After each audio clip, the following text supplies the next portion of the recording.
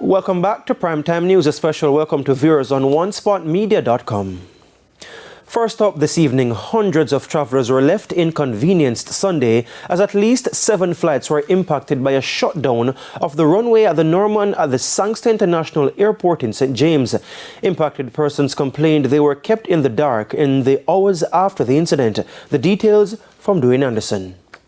August 2023, runway issues at the Sangster International Airport triggered a shutdown of the facility and sparked a logistical nightmare. Fast forward 12 months to today, August 25, 2024. At approximately 1:45 today, the Sangster International Airport runway was closed due to observed minor damage to a section of the runway near the western end. The runway was therefore closed to departing and arriving flights. It was a frustrating and unacceptable case of déjà vu, especially for travelers and their loved ones waiting to collect them. When we visited the Sangster Airport Sunday afternoon, we observed persons waiting impatiently. My son texted me from Cayman Island and said that there is some pothole or something in the runway, and that instead of landing in Jamaica, that they are in Cayman Island. When I look up on the arrival board there, the flight is saying on time because he's on the Southwest flight from Baltimore. And I haven't seen anybody from the airport come out and say anything to any one of us. We're just sitting here. I am hungry. I am here from after 1. I'm coming from St. Anne and I'm coming here for the 2 o'clock flight. So I've been here from after 1. I'm hungry.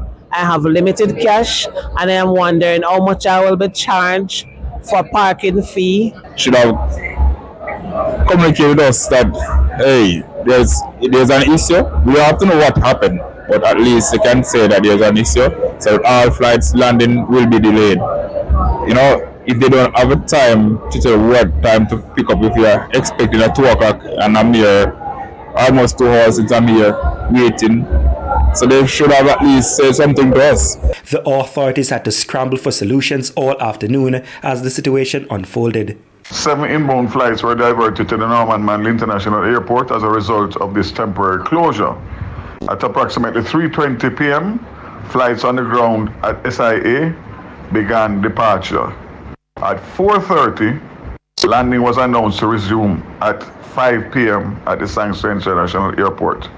The flights that were diverted to the Norman Manley Airport have resumed their journey to Sangster International Airport with their passengers, which remain on board while at the Norman Manley International Airport.